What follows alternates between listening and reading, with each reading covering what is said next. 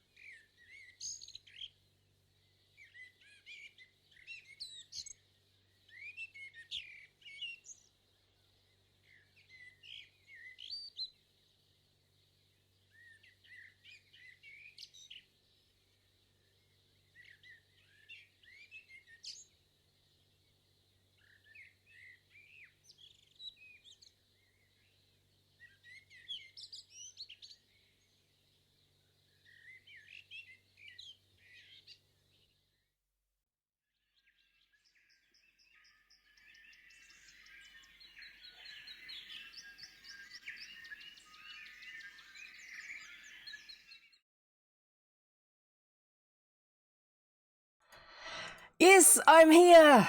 I think I made it. I don't know about you, but I am, I think. Just catching my breath. I went tearing downstairs and then back up again because the outside door was open. It started raining and it sounds like Either we've got super giant mosquitoes, but I don't think we're on a sci-fi planet. Someone's got a very, very big drone. Someone's doing a bit of weed eating or strimming, or whatever it is you call it in the US, but in New Zealand it's weed eating and in England it's strimming. Or someone's using an orbital sander. All of those sound accurate to my brain. So yeah, but it's outside and it's noisy and it's irritating, and on top of that we've got the wind and the rain back again. So yeah, just been rushing downstairs to shut the door and then come back again. So how have you been? Have you been looking after yourself? Have you been staying hydrated? Have you been kind to your mind because you need it? Well, if you're not going to, why would anyone else? Seriously. Right. I've been doing okay. No further incidents with the kidneys. Yay. I was just checking up on what prescriptions I've got and what I need to do with them, if I need to use them and all that sort of stuff. And because of that, checking up any other prescriptions I've got and what I might need to do with those. Like, am I due to renew some prescriptions? Do you make sure that you stay on top of that? Or do you wait until you run out and then you have to rush off or get stressed trying to organise some replacements? Put them on your list, write it down. In fact, we've even got a command for that. Yeah, it is going to work. Memo, write it down. Time is fleeting. Because you might assume you're going to remember it, but I can tell you from past experience, much of that you don't always, because what seems important at the time and very easy to remember gets overwhelmed by other things which are also important. So yeah. So news in my life. A sad piece of news for me. My headphones are still working, but the suspension strap that runs across there, I'm going to have to kludge one out of elastic, because at the moment I have to have it sitting on my head because this end clips in here, down here somewhere, and this end is meant to have that skinny bit with the clip, which I do have. There's the skinny bit with the clip. It just slides in, it's plastic. But this end is not looking like it should be. There's a strip of elastic that runs through the middle of this. And it's meant to loop around that, through that slot there, and then is stitched back onto itself. But the plastic of that has failed. Disappointed. Very disappointed. Not an irretrievable situation. I can replace the whole thing with a strip of elastic and just put it so it goes in one hole and then back out the other and then across there. Or I could find a way to kludge this back into the whole system. But if the plastic's starting to break, that sort of plastic is starting to break, then I suspect it's going to continue to do so, which is disappointing. So I might have to, when I get the right bit, I might have to pull this apart. See, it's got very dominant stitching on it. I might just have to pull apart one side of it, unstitch it. And I have a special device for that. It's called a quick unpick.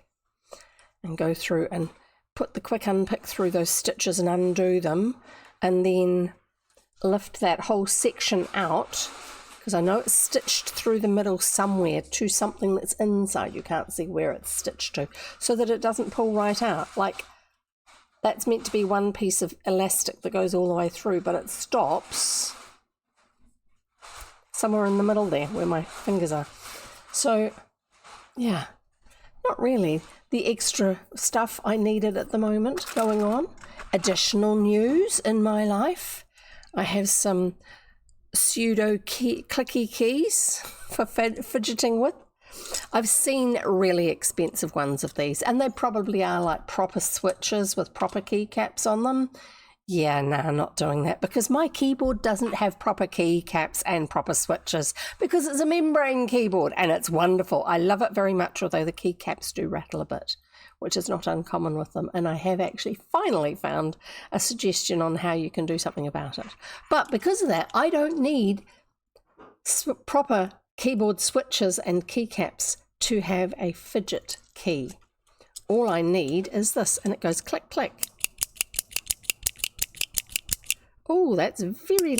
Oh, I didn't realise that I'd set my max that high. I'm going to take that down a little bit. It's not meant to go up into the red. Let's see if me talking is... Yeah, as long as my voice comes into the yellow section of my audio bar, that's good. Just shouldn't go into the red. That's just touching it. That's not bad. So it's just a bunch of... They're all the same click. Yes, there's a green one on there. And I've got another one of them. It came as a 2-pack. Always check the kids section. The cheap, entertaining, fidgety toys kids section. That's the own brand stuff at a department store if you're looking for fidget toys. Now, you might have seen some really expensive stuff online, and some of it's really expensive, but you don't necessarily need to get it. Like koosh balls are amazing. I love them very much. I've had some real ones over the years, but my scruffy ball, which is what the department store our local department store calls it, scruffy ball, which is made out of thin strips of rubber all just sort of bound together like a pom-pom, works just as well as a proper official koosh ball. And it cost me $4. Actually, no, it was before the price rise. It cost me $3, whereas the koosh ball was going to cost me $25. I can get a lot of them for that. And this is the other one. It's L-shaped. So, and it's got a little key ring tag on the bottom. Click away to your heart's content. One of the buttons doesn't. Actually, all of these are clicking. I thought there was one of these that didn't click. Oh, it's the purple one. Okay. This one has one button that doesn't click, but it doesn't matter. It was $4 for the lot of them, I think. There you go. So let's have a tips video and then we'll carry on. Because what reminded me, I was going to have a swig at my drink. Tips video. Hello. My name is Raccoon Z. In Z. That's right. 3 C's and 3 O's. Ha. So, welcome to the stream. We have many tips for you to help enjoy the stream. Number 1. Have a drink. I like water. As soon as my human helps me out here.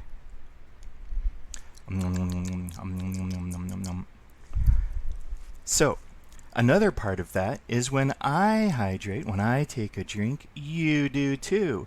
You can indicate that you've done so by giving a thumbs up or use the water bottle emoji down in chat. Number 3. Sure, why not? Food or snacks? I don't have any right now, but you eat whatever you like to eat. Maybe it's a whole meal, maybe it's a snack. I don't know. You do you. Number 4. Get comfy. You can wrap up in something. Thanks, human.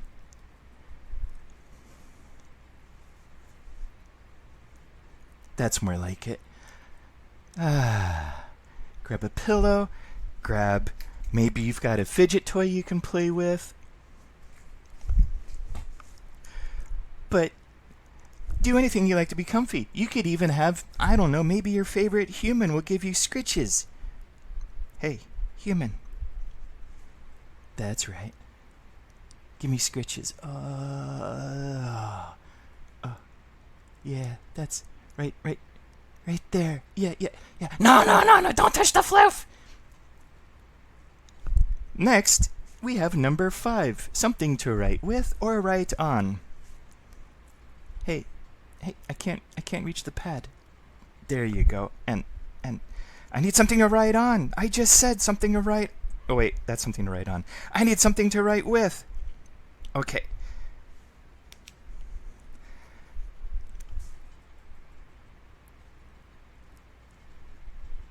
Okay, so I don't have opposable thumbs, but you do. Write memos down. You might need to remember something. Maybe not right now, but maybe after the stream. Number 6. Get involved. Join in chat.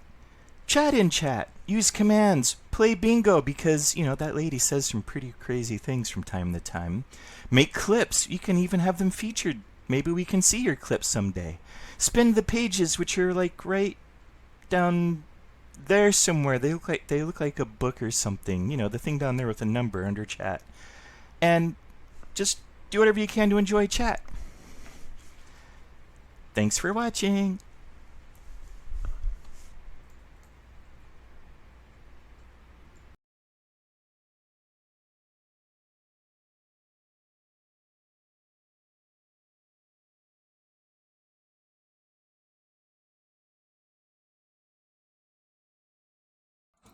Yes, you saw all the weird faces. That's because I was searching my chat commands to see if we had one that was one of our own generated ones, not an automatic Twitch one to do with clips.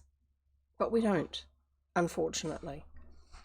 I had 2 results, and they were for the fact that we have 2 clips that are associated with commands, but not one that talks about making clips. Anyway, so don't forget that at the moment, if you create a clip for any streamer you are following, if you create a clip and then share it elsewhere off the Twitch platform, not just on Twitch, share it to YouTube, TikTok, or Instagram, to whatever short format thingy that each of those do.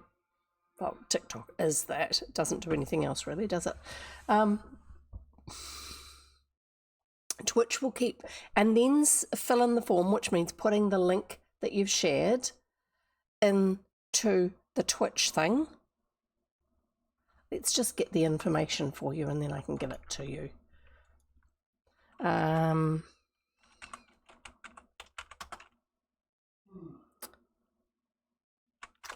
Right. No, not that one. Let's try this again. So if you go to your Twitch inventory, which is where you find out if you've got stuff from drops,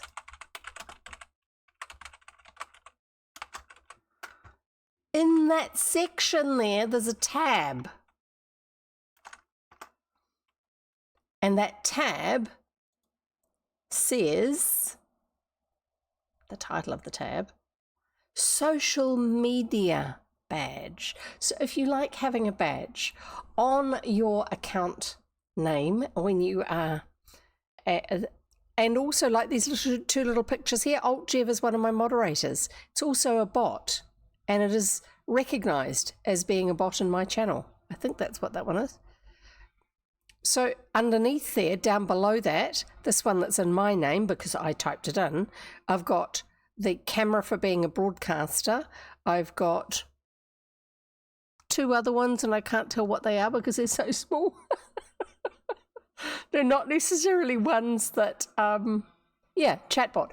The chatbot one shows up because it's actually handled by Stream Elements, that identity parallel. But if I look in my own chat, the first one here is broadcaster. The second one here is I am a 47-month subscriber at tier 3 to this channel. I have a 3-year badge on this channel. It's Ruruka. I was wondering what the actual icon was that it was based on.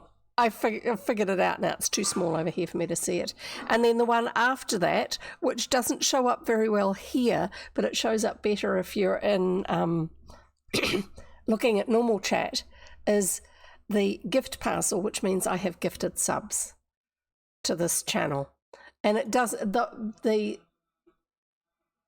the type of badge that shows for the second and the third one are purely based on usage. So technically the second one, I get it because it's my channel and therefore I'm automatically subscribed to it. But it uses the same sort of information. Now, the reason it's got stars on it is because it's tier 3, because it's my own channel.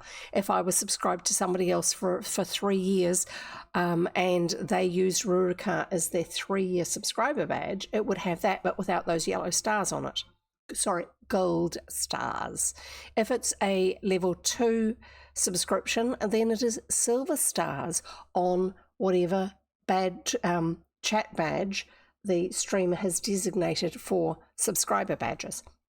So if you want to add to your collection of badges that you can choose to use on Twitch when you are in someone's channel, when you are chatting, then what you do is you go to this address, and I shall put it in chat. I'm going to get there eventually. I knew I was going somewhere with this. And the section is called social media badge, but the link says a social badge, okay? So it's actually handled within the drops section of Twitch.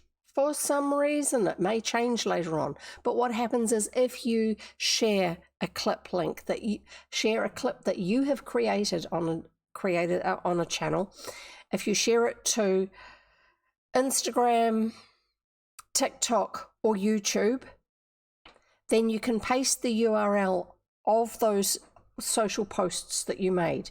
Not the clip, but the URL, the link that is specific to where it got shared. So if I shared it to YouTube and it now becomes a YouTube short over there, I would go to look at it, because it'll show you. I would go to look at it, and then the link it gives me when I'm looking at it in the URL bar and the address bar is the link that you then paste into that link. That page there on Twitch has a box that you can paste it in. And then you write what the channel name it is that you created that clip on. So if I was creating a clip on Goriki's channel and I shared it to YouTube, I would share the link over on YouTube that it's posted at in the social media post box. And then I would put under channel name, I would put Goriki, because that's his channel name. And then I would submit it. And what happens is Twitch's servers then track it. And if it does particularly well on that platform, then I would get a lovely, shiny, metallic looking crown icon. There's 3 different ones. There's a purple one, there's a silver one, and there's a very sparkly gold one. The silver one's a bit sparkly, but the gold one's very sparkly. And it's got a proper crown over the top. Oh, it's not actually a crown. The main icon is a clapperboard for, cut and... No, not cut. What's the other one? Roll. Action. Slap. Bang. Clapperboard. It's so that a clapperboard is so that they can, in editing, synchronize the audio and the visual aspects correctly.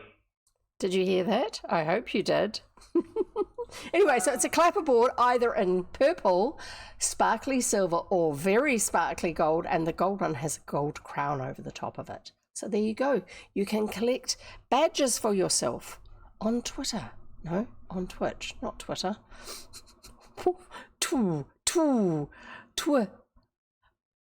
Hence why my brain supplied that word. So yeah, use that link, which is in chat now. It's also the one that you see here. twitch.tv/drops/social-badge. There you go. Right, I'm going to close that tab because I don't need that now. Don't need that sort of thing going on. Have I got Yes, I've got my tabs muted. What else has been going on? I've had disasters with my minor disaster with my headphones. I told you I was going to be, the reason I remembered the video was because I had a drink, yes, and this drink is passion flavoured. I think that by that they mean passion fruit. I don't think they mean people who are overexcited about something in particular. I think it's just the flavour of the fruit that they're using, pretending it to be. So yes, very nice actually, very pleasant. And that is a brand, I will name the name, but I will not show it to you. Mother. How appropriate. Right, I also have my water bottles ready, and in the way of snacks, I have my lunch, which is actually crackers and brie cheese or camembert. I think it's brie. We get little wee round ones in New Zealand. There's usually one brand or another's on special for the week. And a little bit of salami. Very, very yummy. I've already had some, so I shall carry on. Now, I'm going to get my phone up here out of the way. I've got my chat monitor ready and going. So just trying to reach over without knocking anything over or breaking anything. Or deafening you with crashing into the microphone. I shall have this up in front of me. And I will ignore anything it's telling me otherwise at the moment, unless it's an urgent family-related incident appears to be going down, which I don't think it does at the moment, so that's good. Yay. Get that out of the way. Right. Water, food, drinks. I think we're ready to read. I've even got the book here. Oh, by the way, I won't be hanging around late afterwards because I've got a donkey meeting to go to. Usually these days they have them on Tuesdays because I said ages ago that I'm always busy on a Monday afternoon. It's Monday in New Zealand, hence this up here. But so they very kindly changed it. It used to be Mondays. And then it was Mondays or Tuesdays alternating. And these days, for a long time, it's just been Tuesdays, except that our chairperson has to be away tomorrow. So at an AGM for something important that they have to go and be there for to do with legal entities and incorporated societies. That's what it's to do with that they have to be there for. So I will be clearing out fairly accurately on time because I will also need to get some bits and pieces out for cooking dinner when I finish my meeting, because that sort of thing happens. Anyway, so here we go. We are reading Dorothy Dale at Glenwood School by Margaret Penrose. She is an American author, and this book was published in 1908. So she's no longer with us, otherwise we wouldn't be reading it because this is a public domain book. Here we go. Chapter 10, A Lawn Party with Boys. And it's got an exclamation mark as well. The day was perfect, an item of much importance where lawn parties are concerned. Sounds a bit posh to me. Dorothy and Tavia were kept in ignorance of the testimonial that it had been arranged in their honour. Oh dear. Was that the rumour mongering that was going on before, and were now at 1 hour before the appointed time dressed for an afternoon with Alice. Ned and Nat were to go with them, and then, I'm going to dress in my brand new challie. What is a challie? Challie, Tavia announced to Dorothy as she left for that operation. I'll show Miss Cucumber what I can look like when I do dress up. So let's find out if that's a real word or not. Word, challie.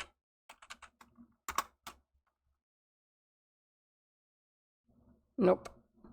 Not much chance of that one happening. Didn't think so. A particular fancy item of raiment that was very, very specific, which hasn't gone into the free dictionary online, I guess. Right, somebody else can look it up if they want to, but I'm going to keep reading. I'll wear my cadet blue linen, said Dorothy. I think that's such a pretty dress. Splendiferous, agreed Tavia, and so immensely becoming. Well, let us get there on time. Challie, also spelt Challis.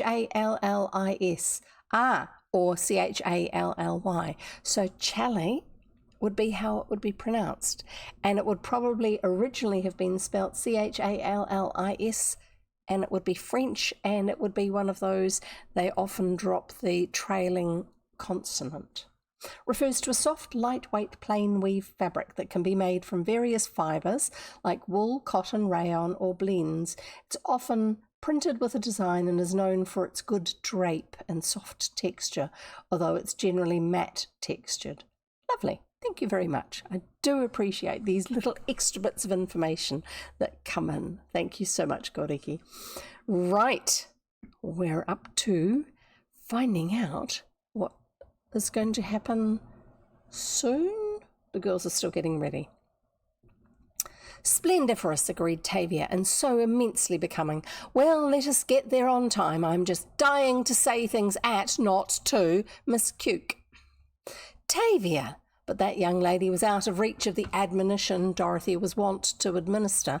The green violet, the green vegetable, and all the other greens seemed sufficiently abusive to Dorothy, but she was determined not to tolerate the latest epithet Tavia had coined to take the place of that name, Viola Green, which is her actual name.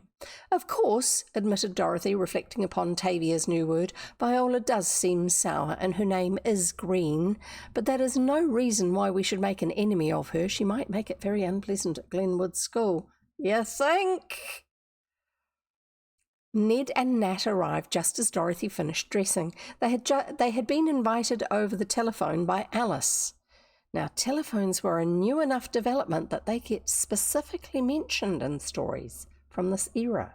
They had been invited over the telephone, not sending a postal invitation.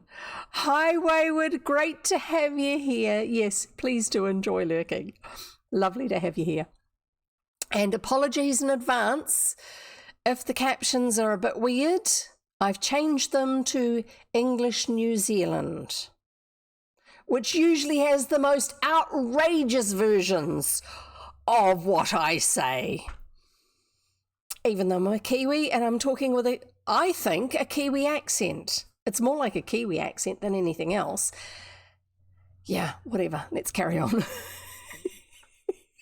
But yeah, hopefully you'll be able to follow what's going on. And I love that fairy hearts emote. Thank you for using it. Right. Scarcely. Hang on.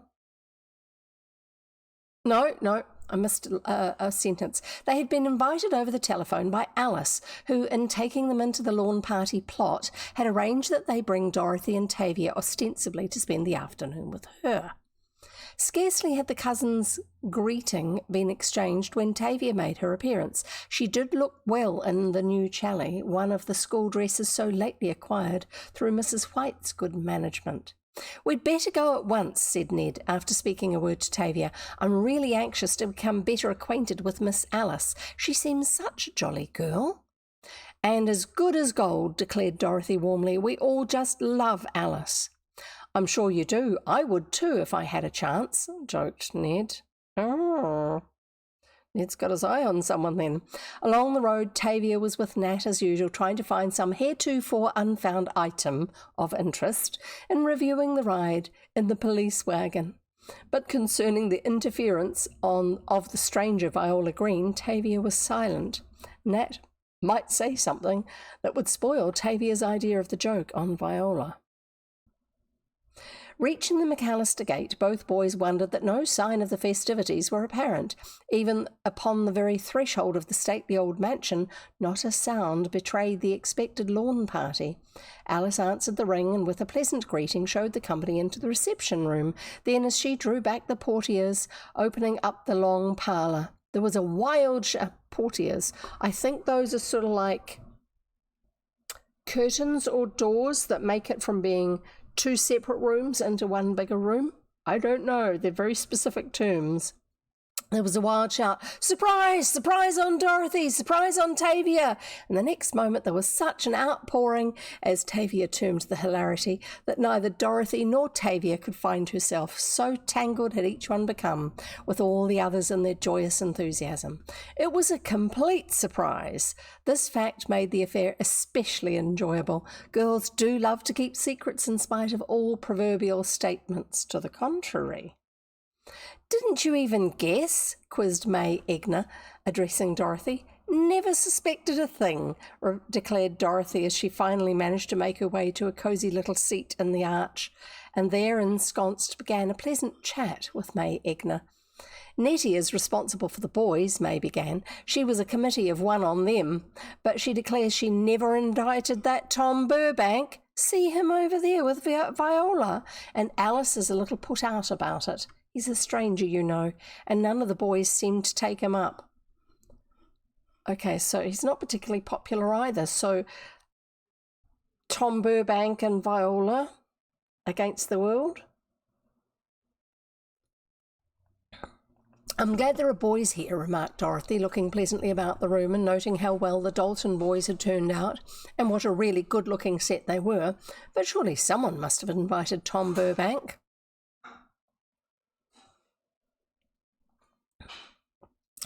I suspect Viola, whispered May. She seems to have something private to say to him and insists no one else shall hear it.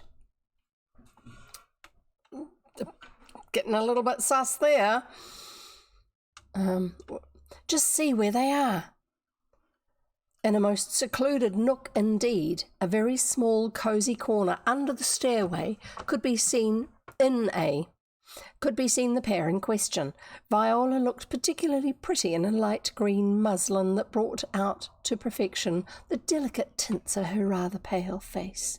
Her dark hair was turned up in a bun, and it might be said in passing that no other girl in the room had assumed such a young ladylike effect. This, with her society manners and Tom at her elbow, easily gave Viola a star position at the lawn party. If you're going solely on looks and manners, thank you. Tavia was still gasping over her surprise. The boys found it a matter of ease to become at once a part of the party where Tavia was concerned. They might have felt a trifle awkward before she came, this being the social debut of most of them, but when Tavia got going, as they expressed it, there was an end to all embarrassment. So she sets everyone at ease. Like a queen, she sat on the low couch, her head thrown back in mock scorn, while not less than half a dozen boys wielded palm leaf fans around her in true Oriental fashion. Someone brought a hassock for her feet. Then another ran to the porch and promptly returned with a long spray of honeysuckle that was pressed into a crown for her head. Alice confiscated a Japanese parasol from the side wall for her slave to shade her with, and then the couch was the kind without a back support. Cartridge cushions under the rolled ends finished the antique design. Against one of these Tavia was resting, but no sooner had all her accessories been completed than her suite fell into line. 4 slaves, making hold of the couch, lifting it majestically from its place, and with the air of Roman history, gents solemnly marching off with the Queen and her retinue in full swing. George Mason was the chief... Words! Wow! George Mason was the chief waver. That is, he had the post of honour next to the chariot with his fan. Kia! He called. Tavy wavy kia! This was the signal for a solemn chant in which all the 20 boys present, it's a very mixed group, isn't it, including Ned and Nat, but not Tom Burbank, participated. Kia, called the leader. Kia, answered the retinue. Loddy shoddy wacky fee, whack fee oddy, kia, sang out the head Yama, while Queen Octavia smiled majestically at her subjects and bore the honour thrust upon her as gracefully as if born heir to an Indian throne. Octavia is her proper name, but she just gets called Tavia. The girls were bending and fanning and bowing, some even endeavouring to kiss the Queen's hand as she passed. Takes boys to find fun, remarked Alice. But see here, Yum Kim or Loddy Shoddy or whoever may be in authority, called Alice. Please bring back that couch very carefully now, when you have dumped the Queen on the lawn. At this the slaves stopped, but did not dump their Queen. Instead they slowly lowered the chariot and even assisted her to alight. Thanks awfully, said Tavia in common English. I suppose that honour is saved for most persons' funerals. It's something to have tried it. I think Indian funeral march is perfectly lovely. I must die in India. Only if you like going up on a funeral pyre by the river. Funeral march? Well, I like that, groaned George Mason. Of all the frosts... That, my dear Queen, declared Ralph Wilson, was your triumphant processional. It's actually written procession all, not processional. Did you notice the procession? Funeral indeed. You would never get off that easy with a funeral in India. Viola was standing on the porch, smiling pleasantly. That sounds suspicious to me. Somehow she seemed very agreeable today. Dorothy noticed how cordially she had greeted her, and even Tavia felt she should certainly have to be civil to the green violet, if the latter kept her manners going. "Introduce me to your cousins," said Viola affably, coming up to where Dorothy stood. "Oh dear." "Certainly," answered Dorothy. "I was waiting for an opportunity. The Queen show took all our attention." "Wasn't it splendid?" And Viola seemed to have enjoyed the fun. "I do think boys do the funniest things." "Yes, they certainly are original. I have 2 small brothers and they keep me going." "How lovely to have brothers," remarked Viola. "I am all alone at home." "You don't say. That was a bit obvious, wasn't it?" "Must be lonely," sympathised Dorothy. "But then you can have everything your own way." "Just like lying abed on a holiday," said Viola. "One never enjoys it. I believe we always want what we cannot get and scarcely ever appreciate what we have. "I find it that way sometimes," admitted Dorothy, "but to make sure I am not mistaken, I often suppose myself without that which I fail to appreciate. It's a good test of one's real self, you know." "But a lot of trouble," sighed Viola. "I take things as they come and always want more, or to be rid of some. But I have one real love, and that's music. I was called Viola because my dear grandfather was a celebrated violinist, and perhaps that is why I have such a passion for music." "Do you play?" asked Dorothy, interested. "Yes, I study the piano and violin, but of course I like the violin best. There is one of your cousins." "Nat," called Dorothy as the boy ran across the lawn, "come over here a minute if you can spare time from that ununderstandable game." "Don't you know that game?" asked Nat, coming up to the rustic bench upon which the 2 girls were seated. "Why, I'm surprised. That's a genuine American game. Follow the leader." "Let me introduce you to a friend," began Dorothy, indicating Viola. "This is Miss Green, Mr. Nat White." Nat bowed and spoke pleasantly. He was no country boy. Viola had noticed that long ago. "Viola has just been telling me her one hobby is music," said Dorothy, to start the small talk, "and she studies the violin." "I think it's so much more interesting than the piano," she commented. "Oh, I've tried it," admitted Nat. "It is more interesting for others, but when it comes home to a fellow, it's awfully scratchy and monotonous. But I suppose Miss Viola has gone past that period. I stuck there." "That is because you did not start early enough," said Viola.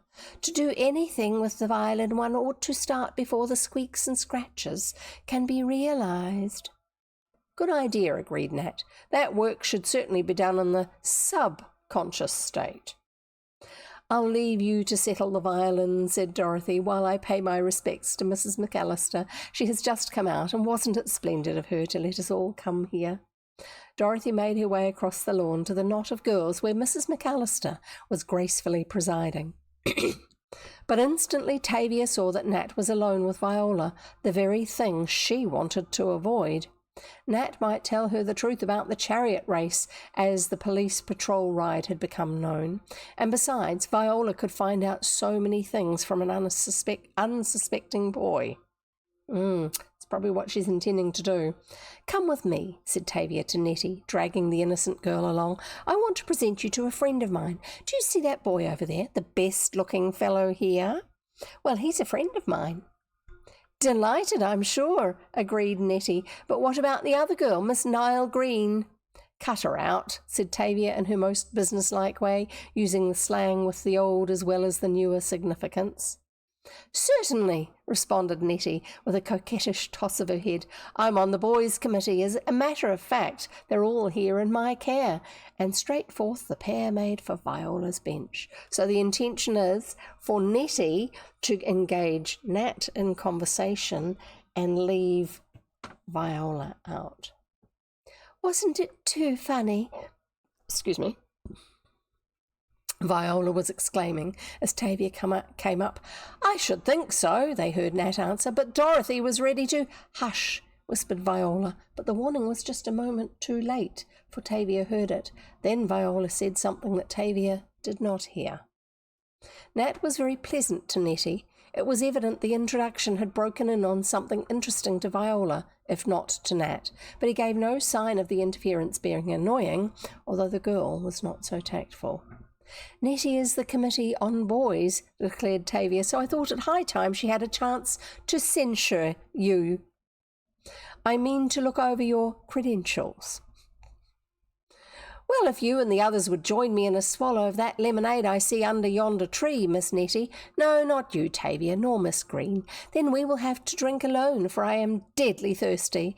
And at this he walked away with Nettie, leaving Viola on the bench with Tavia. "Oh, there's Tom looking for me," exclaimed Viola, jumping up instantly. "Won't you let me introduce you, Tavia?" She actually said Tavia. "He is a stranger and some out of place." "Yes," said Tavia vaguely, probably referring to the out-of-place clause and not exactly giving assent to the introduction. Then came Viola's turn. She left Tavia with Tom and as promptly made her own escape. "Of all the clams," Tavia was saying to herself rather rudely, it must be confessed. But Tom evidently liked Tavia. At any rate, he talked to her and showed a remarkable aptness in keeping up the tete-a-tete. "Against all comers," said Nat to himself, noticing the monopoly. He has been set a task, and that is to keep Tavia occupied for some reason. I'm sure. "That's the time Miss Tavia was beaten at her own game," was Viola's secret comment. "How glad I am to be rid of that bore. I heartily wish that he had not been asked." "Oh, Tom." "What do you think of that?" inquired Alice of Dorothy, observing the girls' change of partners. "Look at Nat with Viola and Tavia with Tom." "I would like to hear what Tavia has to say," said Dorothy, smiling at the idea of Tavia's possible conversation. "I'm just dying to tell her that Viola's name did not come from the vegetable kingdom." "We had really better break up these little confabs," said Alice, feeling her responsibility as hostess, "or we may have reason to doubt the advisability of giving a lawn party with boys." "The simplest games will be the most enjoyable, I think," suggested Dorothy. "I would begin with Drop the Handkerchief." "Yes, it's a real game. Yes, it used to be played. No, it probably isn't, and most people don't know of it anymore." "Fine idea," said Alice, "but notice how many times Tom gets a drop. I'll bet the girls will be afraid he would keep the handkerchief. He looks girly enough to fancy one with lace on." And at this, Alice went forth to inaugurate the old-time game. So obviously, Tom likes to dress up. Chapter 11, Off for Glenwood. And by that I mean he likes to be well dressed more so than what the country girls are used to. Chapter 11, Off for Glenwood. The lawn party ended in a shower, not only a linen shower as May Egner had planned, but in a specific downpour of rain. The day, so beautifully promising, suddenly changed colours and sent from a sky of inky blackness one of the heaviest rainfalls of the season.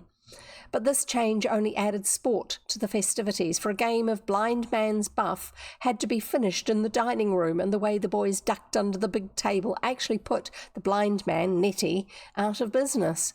It had been a splendid afternoon. Every moment of the hours spent seemed to all present the best time of their gay young lives, and that Viola had contributed to the merriment and made herself particularly agreeable left nothing to be wished for, Alice thought. What seeds of dissent has she been sowing? Dorothy and Tavia felt that the time had come to make their adieu, and were about to undertake that task when, at a signal from Alice, the room was suddenly filled with flying bits of linen, the other shower. I've never heard of a linen shower. Have you? Is that like tossing confetti? "Hurrah!" cried the boys, catching the gifts and tossing them up again and again. "Finn!" called Tavia, using a marble game expression. But the boys could not desist. They liked the linen shower first rate and insisted on keeping it going. Then let us snowball the travellers, suggested Sarah Ford, and at this Dorothy and Tavia were forced into a corner and completely snowed under with the linen. When the excitement had subsided and the gifts were counted, Dorothy found she had 14 beautiful, dainty little handkerchiefs, 4 handmade collars, and a darling pink and white linen bag. This last gift was from Alice, and had Dorothy's name done in tiny green vine, with dots of pale lavender violets peeping through. This was such a beautiful piece that Alice admitted she had worked on it some time previous to the party, intending to keep it for Dorothy's birthday gift. Next, Tavia counted 12 handkerchiefs. Dorothy had 14, and 7 collars, and Dorothy had 4. She declared the girls knew she never had a decent collar, and in her profuse thanks almost wept with joy at the unexpected blessing. "It's the collar that makes the girl," she assured those who stood about her admiring her treasures, "and I never could make the collar, so you see you have saved me from disgracing Dorothy at Glenwood. I suppose every boarding school girl sports the handmade variety. And to think I cannot give a party in Dalton to pay you back," remarked Dorothy as she was saying goodbye to a group of girls and boys in the hall. "We are going to move to North Birchland, you know." But the girls did not know, and the information was received with much regret. Everyone would miss the Dales. The girls would miss Dorothy, the boys would miss Joe, and as for Roger, he had always been a neighbourhood pet. Then Major Dale was a popular citizen, besides being especially endeared to many whom he had befriended with money and advice. So her whole family are moving. "But you will come down and see us on your holidays," insisted the boys and girls, "and perhaps we can get something up so that we may have a reunion." Dorothy agreed to this, and then when all the goodbyes had been said and all the earnest protestations of affection expressed, the merrymakers dispersed, making their way through the wet and muddy roads, but happy with a clear sky above, for some of the girls wore real party dresses, and the shower had made them apprehensive until it stopped. Dorothy and Tavia remained to thank Alice and Mrs. McAllister for all the trouble they had taken. During the conversation, Viola assured the girls they would be delighted with Glenwood, and said it was a pity Alice had to stay longer at Dalton School to finish a special course. "Because," said Viola, "we could have such glorious times all together." "Do you think," said Tavia as she took Dorothy's arm and picked her steps across the wet road on her way home, "that Viola really means it?" "I don't." "That she is glad we are going to Glenwood?" "I wouldn't like to say," hesitated Dorothy. "She has such an odd way. All afternoon she acted to me like one who had gained some point and was satisfied." "Then I didn't get her away from Nat in time," declared Tavia. "I heard her say something suspicious as I came up to them. No use asking Nat what he told her. He would invent something to tease me and—" "Declare you were jealous?" finished Dorothy. "We will hope that she was in earnest with her graciousness. Perhaps she's always that way, antagonistic to strangers." "No, I just think she gets a chip on her shoulder about somebody, because she wants to be top queen all the time." "Never." And Tavia went into a mud puddle in her attempt to speak very decidedly. "There, I'm so glad that was not my canvas shoe. I was tempted to wear them. Ouch! Wet through. But I was about to say that Viola is not mean to all strangers. Did you see the way she went for Nat?" "Well, we must not make trouble by going out of our way to meet it," preached Dorothy. "Viola may not have a chance to bother us at Glenwood, even if she cared to try.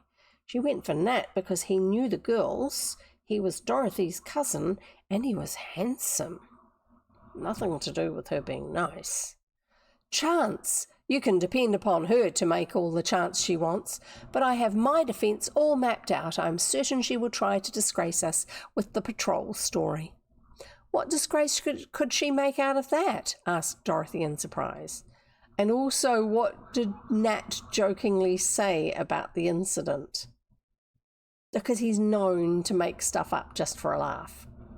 Don't know, haven't the least idea, but I only fancy she'll fix something up.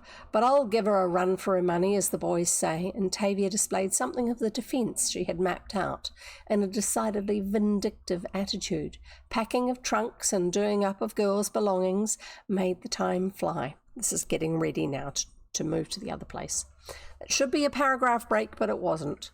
So that when the morning of the actual departure did arrive, both girls felt as if something important must have been overlooked. There was so much hurry and flurry. But the train puffed off at last, with Dorothy Dale and Octavia Travers, passengers for the little place called Glenwood, situated well away off in the New England mountains. Major Dale felt lonely indeed when his little captain had kissed the two boys, her soldiers, goodbye, and when she had pressed her warm cheek to his own anxious face. It did seem as if a great big slice of sunshine had suddenly darted under a heavy black cloud. But it was best she should go, he reflected, and they must get along without her. We're nearly halfway through the book, by the way.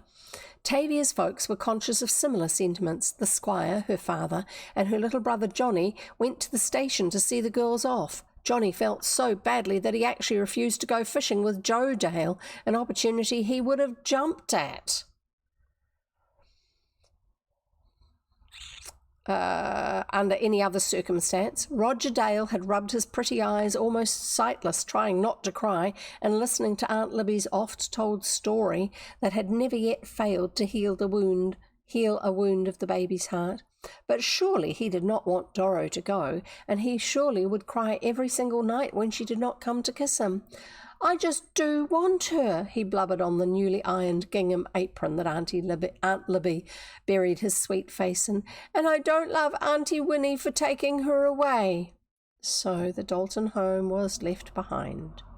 I wish we did not have to change so often, said Dorothy to Tavia when she had finally dried her eyes and looked around with the determination of being young ladylike and not crying for those left behind in dear old Dalton. Oh, that's the most fun, declared Tavia. All new people, maybe, and different conductors, changing trains. Different conductors, besides a chance to try if our feet are asleep. Mine feel drowsy now, and she jumped into the aisle just to straighten out and make people wonder if she had lost something. We will meet the others at the junction, Viola's folks, you know, and that reminds me, I never had a chance to tell you why she was called Viola.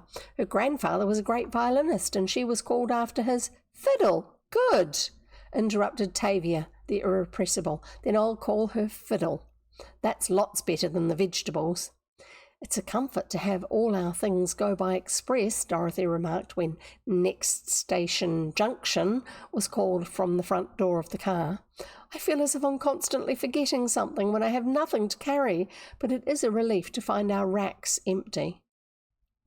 My hat is up there, Tavia remarked, taking down the straw sailor, and our box of candy. You don't call that an empty rack, do you?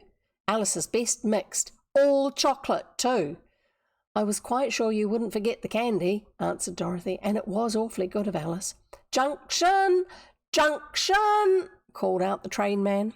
There's our porter, remarked Tavia with conscious pride, as the man whom the Major had given the girls in charge of stepped up the aisle, secured the small satchels, and without so much as by your leave or are you ready, handed the two girls off the train. There you go. Chapter 12, but I'm going to take a moment break to have a mouthful of a drink instead of drinking in the middle of a chapter. Did you know that it's Gordy's birthday streams this weekend? Actually, it's probably Friday, Saturday for him. It will be Saturday, Sunday for me because I'm in New Zealand and I'm nearer to the New Day dateline than he is. So don't forget to go and catch him when he's streaming. I think he's got maybe some reading, some old superhero TV series or movie bits to do. He'll probably talk about mod security as part of it along the way, but I don't think that's the main focus of it. So yeah, go and celebrate his birthday with him this weekend or Friday and weekend.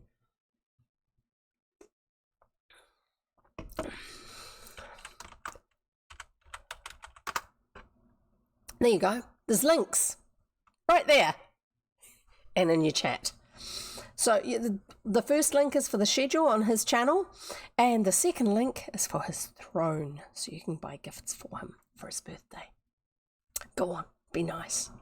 Right, let's carry on with the reading. We are reading chapter 12, Viola's Mother. Is this going to explain all about what Viola is like, do you think? At the change of cars, the Dalton girls were met by Viola and Mrs. Green. Viola and her mother soon arranged seats for 4 in the chair car, whatever that is, and Dorothy with Tavia joined them in such comfortable quarters as are provided for long-distance passengers on the train. Then the little party settled down for a long ride and all the enjoyment that might be discovered therein. Viola appeared delighted to meet the Dalton girls. She inquired particularly about Dorothy's cousin Nat, but this society stunt, as Tavia termed it, was due more to the city habit of remembering friends' than a weakness on Viola's part for good-looking boys. Don't know if I'd be so sure on that, actually, Tavia. Tavia does have more experience of city manners because she has relatives in the city who she has gone and stayed with previously. So she's a little bit more familiar with that style of doing things. But whether it's accurate or not, I don't know. But it was Viola's mother who interested both Dorothy and Tavia. She was a small woman, evidently of foreign extraction. Ooh, maybe Viola's trying to make up for the fact that she feels awkward about her mum not being American? Spanish, Dorothy thought, and with such a look of adoration for Viola that to Dorothy and Tavia, observing the wonderful mother love, it seemed like something inhuman, divine perhaps, or was it a physical weakness? They noticed that Mrs. Green used her smelling salts freely. She often pressed her hand to her head and seemed much like a person too delicate to travel. "Are you all right, Mumsy?" Viola would ask continually. "I do wish you had not risked coming." "But I could not allow you to travel all alone," the mother would answer with a delightful foreign accent. "And you know, my daughter, that father was too busy." "But, Mumsy, do not sit up if you are tired," cautioned Viola. "Just lie back and try to be comfortable." "I am enjoying every word you speak," declared the little woman, inhaling her salts. "You and your charming friends." Dorothy had never seen so wonderful a mother to actually hang on her daughter's frivolous nonsense, and the attention was a positive tonic to Tavia's chatter. It's also why Viola acts very spoilt, because she probably is, even if her mother doesn't intend to be that way. She said such amusing things and saw such ridiculous comparisons, the kind little children surprise their elders with. To Dorothy, who had never known a mother's affection, she was such a tot when her own dear mother left her, this devotion appeared to be nothing short of marvellous. Tavia thought it unusual. Viola seemed worried when it became too extreme. Then she would urge her mother to rest and not excite herself over foolish schoolgirl talk. Even such an admonition from a mere daughter did not appear to bother the strange little woman, with the almost glaring black eyes. Tavia observed this peculiarity, then made a mental observation that whatever ailed Viola might have to do with a similar affliction on the mother's part, perhaps a family weakness. As they journeyed on, Dorothy found it very pleasant to talk with Mrs. Green, and so left Viola and Tavia pretty much to themselves. Numbers of Glenwood girls were picked up at various stations, and as each was espied, the chair car party hailed them, Viola being acquainted with last year's girls. Before the last station, some 20 miles from the destination of the students, had been struck off the timetable, there were actually 12 Glenwoods aboard. Those from Dalton felt just a bit green, Tavia admitted, never before having mingled with a boarding school tribe, but on the whole the scholars were very sociable and agreeable, and made all sorts of promises for future good times. "You see," explained Rose Mary Markin, not Rosemary, but Rose Mary, written as two names with a hyphen in the middle. a very dear girl from somewhere in Connecticut. We count all this side of Boston in the Knickerbocker set. Knicks, we call them. The others are the Pilgrims, and isn't it dreadful to nickname them the Pills? Tavia thought it the best ever and declared she would join the Knicks, spelled Nix, N-I, not K-N, in the school paper, no matter what the initiation would cost her. Viola is secretary of the Knicks, volunteered Amy Brooke, a girl who wore her hair parted exactly in the middle and looked classical. We have lots of sport, plays and meetings. You will join surely, Dorothy, won't you? But I would not be secretary this year. I will not be secretary this year, interrupted Viola without allowing Dorothy to answer Amy. It's too much trouble. But you can't resign until the first regular meeting in November, said Amy, surprised that Viola should wish to give up the office. I intend to resign the very first thing, asserted Viola. The Knicks can get along with a pro tem until the regular meeting. Mrs. Green now fixed her strange gaze upon her daughter, and Dorothy, who was plainly more interested in the delicate little woman than in the schoolgirl's chatter, noticed a shadow come into the pale face. Evidently Mrs. Green could stand no arguments, no confusion, and when the girls continued to discuss the pros and cons of a secretary pro tem, I think that means a temporary one just for the interim period, Dorothy suggested that they change the subject as it might be distressing to Mrs. Green. Quick as a flash, Viola was all attention to her mother, inquiring about her head, offering to bring fresh ice water, and showing unusual anxiety, so it seemed to Dorothy's keen observation when the lady was not really ill. Then, at the first opportunity, Viola called the girls down to the end compartment and told them that her mother had only just recovered from a serious illness. She had a dreadful attack this time, said Viola, and she should never have come on this journey. Then why did she? Asked Tavia in her blunt way. Well, she seemed so set upon it, declared Viola, that the doctors thought it more dangerous to cross her about it than to allow her to come. Our doctor is on the train, but Mother does not know it. I do wish she could get strong. The tears that came to the girls' eyes seemed very pitiable. Every one of the party felt like crying with Viola. Dorothy attempted to put her arms about the sad girl, but Viola was on her feet instantly. We must go back, she said. Then we can arrange to sit in another place, suggested Dorothy. Perhaps if she were quiet, she might fall asleep. Viola left the compartment first. There were people in the aisle, in front of her mother. What had happened? Oh! Screamed the girl. Mother, let me go to her. And she hurried through the car, pushing aside the trainmen who had been summoned. Mother, mother, called the frightened Viola, for her mother was so pale and so still. Oh, she's dead, whispered Tavia, who had succeeded in reaching the chair. Open the windows, commanded Viola. Call Dr. Reed, quick, he's in the next car. It seemed an eternity, but in reality it was only a few minutes before the doctor reached the spot. Dorothy could see that Mrs. Green had not fainted. Her eyes were moving. But poor Viola, how could they ever have thought ill of her when this was her sorrow, this her sad burden? Dorothy Dale resolved in her heart, at that moment, that never a care nor a sorrow should come to Viola Green, if she could protect her from it. She would be her champion at school. She would try to share the secret sorrow with her. She would do anything in her power to make life brighter for a girl who had this awful grief to bear. It's her mind, Dorothy had heard someone whisper. Then the doctor had the porters carry the sick woman to a private compartment, and with her Viola remained until the train reached Hanover, which I think is a real place. We're not in New York anymore. Dorothy.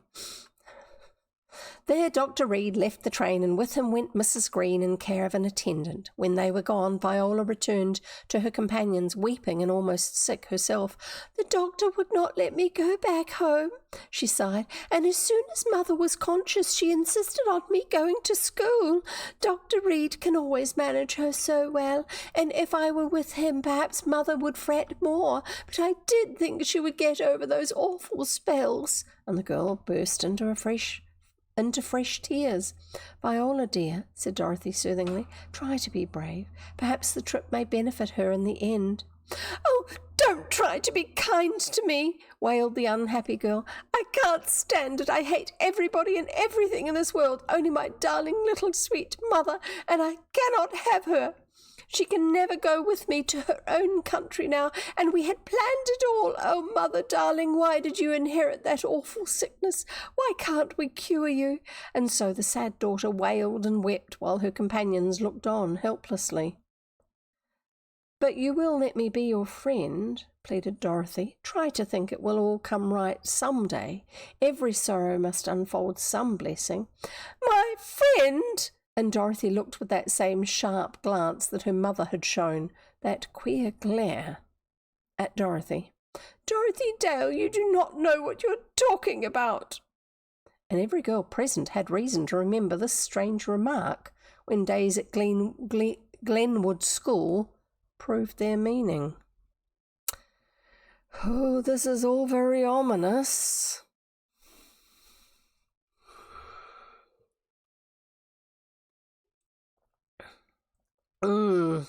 I have no idea where this one's going.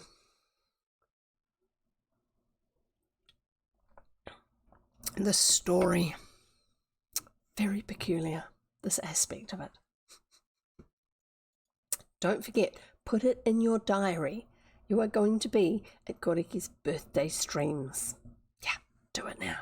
And if you want to know how to find out when they are, don't forget the link is in chat. Click on it. Do it. Chapter 13, the category. This is getting stranger and stranger. "Isn't it great?" exclaimed Tavia, shaking out her blue dress and tying a worn handkerchief over its particular closet hook so that no hump would appear in the soft blue texture. So she's tied some fabric over the top of the hook that the dress is going to be hooked over so it doesn't distort the shape of it and leave it sitting weird. "I never should have believed boarding school was such fun. Here comes Rosemary with more Nicks to introduce. I hear her laughing. Hasn't she got the jolliest little giggle, like our brook when it bubbles over? I wish, Tavia, you would confine your wardrobe to your own half of the closet," Dorothy remonstrated, as she took down several articles that had crossed the line. "Oh, I will, dear, only I was just listening to what those girls were saying. I thought I heard Viola's voice. Isn't it strange she does not call on us? I told her our room was number 19. She's used to being queen of her circle. And she sees Dorothy as a threat for some reason. I don't know why. "I suppose she's busy. Everyone appears to be except Rosemary. She doesn't seem to mind whether her trunk is unpacked first day or on Christmas," said Dorothy, working diligently at her own baggage. "I would just love to go the rounds with her," declared Tavia. "If you did not insist upon going right to work, I would rather have fun now and unpack later." "But there is no later. We must go to bed at 8:30, my dear, and we have no time to spare. School will begin tomorrow." "All the more reason why we should have the fun now," insisted Tavia, who was nevertheless getting her clothes onto the hooks in short order. "There, I'm all hung up," she declared, banging the closet door furiously, in spite of Dorothy's hat box, trying to stop it. "But your hats," Dorothy reminded her, "they've got to go on that shelf, and there isn't an inch of room left." "Then I'll just stack the box under the bed," calmly remarked the new girl, making a kick at the unlucky box and following it up to the goal. "Against the rules," announced Dorothy, pointing to a typewritten notice on the door. "Read." "Haven't time. You read them and tell me about them. I'll take the box out if it says so, but if we have to keep things in such angelic order, why in the world didn't they give us room?" "Room? Indeed, this is a large room, given us especially, and it's quite a favour to be allowed to room together. Only real sisters ever get double." "Heaven help the singles," sighed Tavia in mock devotion. "But come on, Dorry, we're missing all the fun. I did think I heard the mob at our door." Without further leave or licence, Tavia dragged Dorothy from her work and closed the door of number 19 behind her. In the hall, they found Rosemary, whom the girls called Cologne, Amy Brooke, Nita Brandt, and Lena Berg, All were trying to talk at once. Each had the most delicious vacation to tell about, and to Dorothy it appeared the first requisite for boarding school ways was the coining of absurd and meaningless phrases. Tavia fell right into line and could discount any one of the crowd. Splendiferous, glorious, and scrambunctious were plainly to be heard. Plainly hard to beat, and no one seemed willing to try. Cologne had a way of saying things with a jerky little jump that suggested bumping noses. Amy Brooke fairly strangled with dashes and other unexpected short stops, while Nita Brandt wallowed in such exclamations as "fine and dandy," "perfectly sugary," "too killingly dear for anything." It was Cologne who declared Nita wallowed in slang, because the Nicks had decided that no ready-made slang should be used at meetings, and Nita persisted in ignoring the rule. Each new term brought the season's current phrases back into the custody of the sandy-haired Nita, and now on the first night her companions took precious good care to remind her of the transgression. Altogether, Dorothy found it difficult to keep track of anything like conversation and was forced to say yes and no on suspicion. Tavia had better luck. Edna Black, christened Ebony Ned, took her in charge at once, and the two, Ned had already established her... That's two Neds now. There's Nat and Ned, the cousins, and now we've got a girl called Ned. That's very confusing.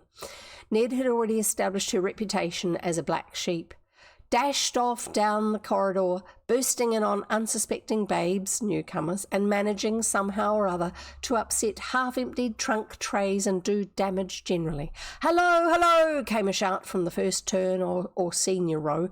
"Come, somebody, and fan me." "That's Dick," Ned told Tavia. "Molly Richards, but we call her Dick. By the way, what shall we call you? What is your full name, the very whole of it?" "Octavia Travers. Birthday is within the octave of Christmas," declared the Dalton girl impressively. "Oct or ouch? That sounds too much like orch. Du Leber, Augustine, or like a cut finger," studied Edna. "Better take yours from Christmas. Chrissy sounds cute." "Yes, especially since I've lately had my hair cut Christy after our friend Columbus," agreed Tavia, tossing back a new set of tangles.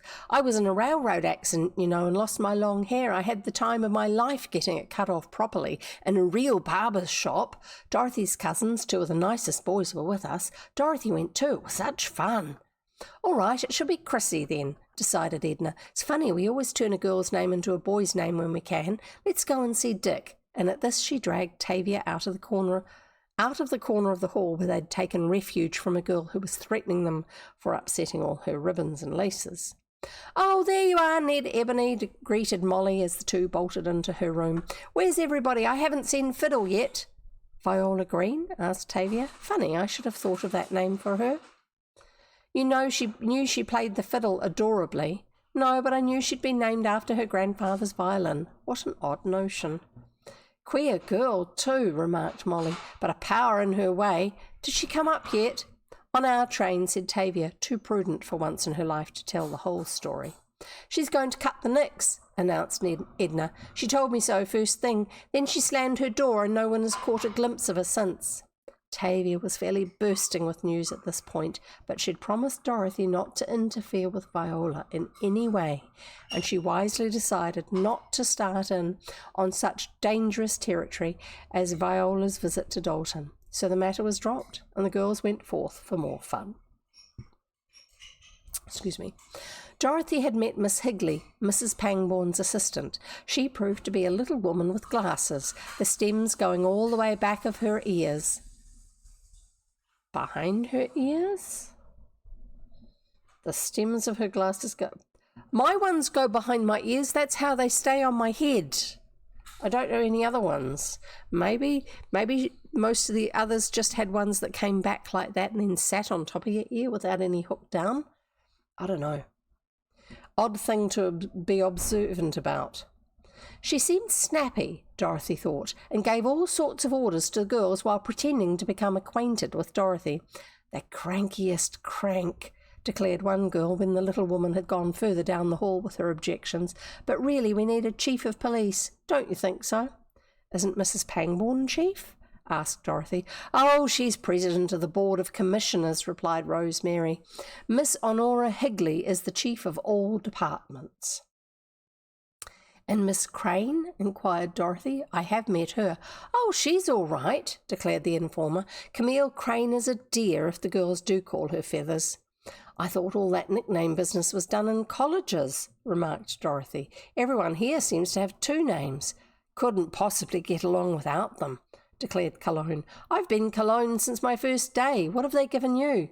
I haven't heard yet, said Dorothy, smiling, but I do hope they won't dot me. I hate dots. Then make it dashes or specks, but you must not be specks. We have one already. Glad of it, replied Dorothy. I don't like specks either. I guess we'll make it DD. That's good and means a whole lot of things. There, declared Cologne. I've had the honour of being your sponsor. Now you must always stick by me. DD, you are to be hereafter. That will tickle Tavia, declared Dorothy. She always said I was a born parson. Betty. Dee? What's that got to do with a parson? She always said I was a born parson. Better yet, exclaimed Cologne. Be parson. Now we've got it, the little parson. And away she flew to impart her intelligence to a waiting world of foolish schoolgirls. This book is getting me more and more confused. I shall have a little piece of salami before I carry on reading, just to rejuvenate myself. What have you got for snacks today? Is it yummy? Or have you just had a meal? Are you looking forward to a meal?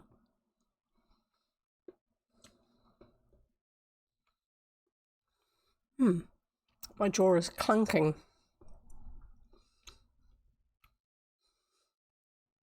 And now my other jaw. Side of my jaw.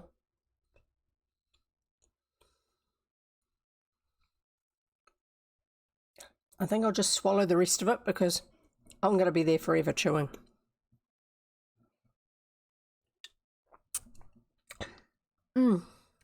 Put the can down too quickly and splash myself. At least it didn't go up my nose. Nearly. Chapter 14, The Initiation. Oh dear, oh dear, oh dear. The first days at Glenwood revolved like a magic kaleidoscope. All bits of brilliant things, nothing tangible and nothing seemingly important. Dorothy had made her usual good friends, Tavia her usual jolly chums, but Viola Green remained a mystery. I wonder what's up with her. I hope it's actually that there is something a little bit more going on and she's not the nasty person that we think she is. That's just a response because of the sort of things that she's been dealing with in her life. It's nice when they kind of make it work. So we'll see. Sorry. Oh, yes, I was doing something on the other browser window. Let's carry on. She certainly had avoided speaking to Dorothy, and she had not even taken the trouble to avoid Tavia. She cut her dead. So it's because they didn't, it feels like because they didn't give her great honour when she was visiting their town, their country town, that she is deeply, mortally offended and has to teach them a lesson or punish them in some way. I don't know. I don't get it. Edna tried to persuade Tavia that Fiddle was a privileged character and that that the seeming slights were not fully intended, but Tavia knew better. She may be as odd as she likes, insisted the matter-of-fact girl from Dalton, but she must not expect me to smile at her ugliness. It is nothing else, pure ugliness. Dorothy had sought out Viola, but it was now plain that the girl purposely avoided her. Perhaps she's worrying about her mother, poor dear, thought the sympathetic Dorothy. I must insist on cheering her up. A nice walk through these lovely grounds ought to brighten her, and the leaves on these hills are perfectly glorious. I must ask her to go with me on my morning walk. I'll go to her room tonight after tea during recreation. I've not seen her out a single morning yet. So Dorothy mused, and so she acted according to the logical result of that musing. At recreation time that evening, Dorothy tapped gently on the door of number 12. The door was slightly ajar, and Dorothy could hear the sounds of papers being hastily gathered up. Then Viola came to the entrance. "May I come in?" asked Dorothy, surprised that Viola should have made the question necessary. "Oh, I am so busy, but of course. Did you want to see me?" And there was no invitation in the voice or manner.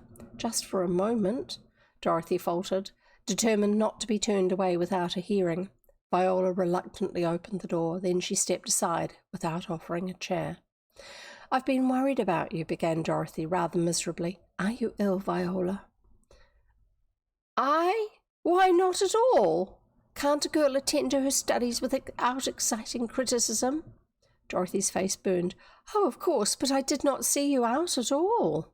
"Next time I leave my room I'll send the next word," snapped Viola. "Then they may appoint a committee to see me out." Dorothy was stung by this. She had expected that Viola would resent the interference, try to keep to her chosen solitude, but the rudeness was a surprise. "But you are getting pale, Viola," she ventured. "Couldn't you possibly take your exercise with me tomorrow? I would so like to have you. The walk over the mountains is perfectly splendid now." "Thank you," and Viola's black eyes again looked out of their depths with that strange foreign keenness. "But I prefer to walk alone." Dorothy was certain a tear glistened in Viola's eye. "Alone?" repeated the visitor. "Viola, dear, if you would only let me be your friend—" "Dorothy Dale!" and the girl's eyes flashed in anger. "I will have none of your preaching. You came here to pry into my affairs just as you did on the train when you made me tell you all about my dear darling mother's illness before those giggling girls. Yes, you need not play innocent. I know the kind of girl you are, sugar-coated. But you may take your sympathy where strangers will be fooled by it. Try it on some of the babes, but you must never again attempt to meddle in my affairs. If you do, I'll tell Miss Higley, so there. Are you satisfied now?" Dorothy was stunned. Was this flaming, flashing girl the same that had smiled upon her when the sick mother was present? What was that strange, unnatural gleam in the black eyes? Anger or jealousy? "I am sorry," faltered Dorothy. Then she turned and left the room. 1 hour later, Tavia found Dorothy buried in her pillows. Tears would still come to her eyes, although she had struggled bravely to suppress them. "Doro!" exclaimed her friend in surprise. "Are you homesick?" "No," sobbed the miserable girl. "It isn't exactly homesick." Then the thought came to her that she should not implicate Viola. She had promised herself to save her from further suffering. Surely she had enough with the sick mother. "Then what is it?" demanded Tavia. "Oh, I don't know, Tavia," and she tried again to check her tears, "but I just had to cry." "Nervous," concluded the Dalton girl. "Well, we must cure that. You know we are to be initiated this evening. Aren't you scared?" "Oh, yes," said Dorothy, and sat upright. "I quite forgot. Do we join the Nicks?" "Unless you prefer the pills. They are the stiffest set, not a bit like our crowd, and the way they talk, a cross between a brogue and Tom Burbank. I came halfway uptown before I could signal a car." "I'm not going to try," rolled out Tavia, mocking the long A's and rolled R's of the New England girl. "How's that for English? I call it brogue." "I thought they didn't roll their R's there." "I don't know. Does sound odd, but they tell me it's the correct pronunciation," Dorothy managed to say while working diligently with her handkerchief on her eyes and cheeks. "Then, as in all things else," declared Tavia, "I am thankful not to be orthodox. I should get tonsillitis if I ever tried anything like that." "Swelling of the back of your throat." Excuse me. Right, carrying on. Where is the meeting to be held? Asked Dorothy. Don't know, we must not know anything. Ned says it'll be easy. Dick is the guide. And I know Cologne has something to do with it. I do hope you won't be sad-eyed, Doro. You can depend upon me to do Dalton justice, declared the girl on the bed. I am anxious to see what they'll do to us. No hazing, I hope. In this Sunday school, mercy no such luck. They'll probably make us recite psalms, asserted the irreverent Tavia. But being parson, that would be appropriate for me, Dorothy declared. And for a Chris, that would be all right also, added Tavia. Well, I know one or two. There is someone coming to call us, said Dorothy, jumping to her feet. I must bathe my stupid eyes. Half an hour later, the meeting was called. It was held in a little recreation room on the 3rd floor. To this spot the candidates were led blindfolded. Within the room the shuffling of feet could be heard, and then a weird voice said in a muffled tone, Hear ye, honoured Nicks, let their scales fall. I'm trying to make it sound a little bit different. At the word, the bandages were dropped from the eyes of Dorothy and Tavia. A glimpse around the half-lighted room showed a company of masked faces and shrouded forms, sheets and white paper arrangements. On the window seat sat the Most High Nick, the promoter. At her feet was crouched the Chief Ranger. "Number 1, called the Ranger, and Dorothy was pressed forward. "Chase that thimble across the room with your nose," demanded the Ranger, placing a silver thimble at Dorothy's feet. Of course, Dorothy laughed. All candidates do at first. "Wipe your smile off," ordered the promoter, and at this Dorothy was obliged to wipe the smile on the rather uncertain rug by brushing her mouth into the very depths of the carpet. "Proceed," commanded the Ranger, and Dorothy began the thimble chase. I have an illustration. I just have to find it. Oh, that's why the list is not in the right place. I had something open that didn't need to be open. No, it's not that one. Dorothy Dale at Glenwood School. There she is.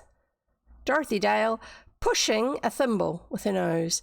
And this is the Ranger and this is the promoter, I think. They're all wound up in robes of some sort.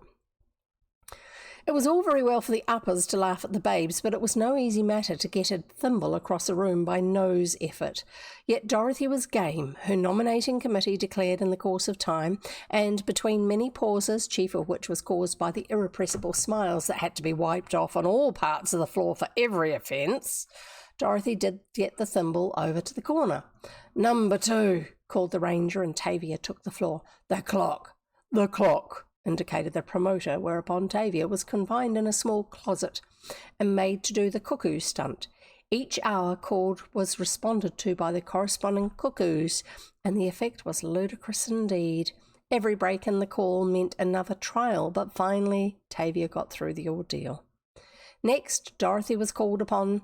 "There's only 2 new ones. Why is there only 2 girls being inducted?" Next, Dorothy was called upon to make a speech, the subject assigned being the glory of the Nicks. An impromptu speech might be difficult to make under such circumstances had the subject been a word of 4 letters like snow, love, or even hate, but to extemporise on the society which was giving her the 3rd degree, Dorothy almost flunked, it must be admitted. The final test was that of singing a lesson in mathematics to the tune of America, and the try that Tavia had at that broke every paper mask in the room. No, not everyone, for over in the corner was a mask that never stirred, one that left the room before the candidates had been welcomed into the society of Honourable Nicks. That mask went into room 12. But of course it did. Chapter 15. Lost on Mount Gabriel. Oh dear. A full month of school life had passed at Glenwood. The beautiful autumn had come to tint the leafy New England hills when Mrs. Pangborn announced that her classes might go on a little picnic to the top of Mount Gabriel. The day chosen proved to be of the ideal Indian summer variety, and when the crowd of happy students skipped away through the woods that led to the mount, there seemed nothing to be wished for. Miss Crane had been sent in charge, and as Edna said, that meant just one more girl to make sport. As usual, Viola did not join the merrymakers. She had the continuous excuse of her mother's illness, which had really been a matter of great worry to her, as Mrs. Pangborn, if no other at school, knew to be true.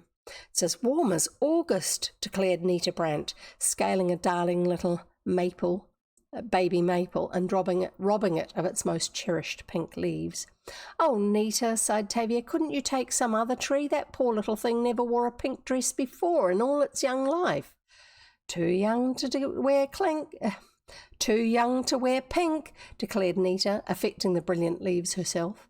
"I just love baby leaves," and she planted the wreath on her fair brow. This started the wreath brigade, which soon terminated in every one of the picnickers being adorned with a crown of autumn foliage. At the foot of the mountain, the girls made an effort to procure mountain sticks, but this was not an easy matter, and much time was taken up in the search for appropriate staffs. Those strong enough were invariably too hard to break, and those that could be procured were always too splintery, but the matter was finally disposed of, and the procession started up the mountain. It was growing late in the afternoon, the pilgrimage not having been taken up until after the morning session, when the top of the mountain was finally reached. Not a wise move. Miss Crane told her charges that they might scurry about and get such specimen leaves or stones as they wished to bring back, as they would only remain there a short time. The air was very heavy by this time.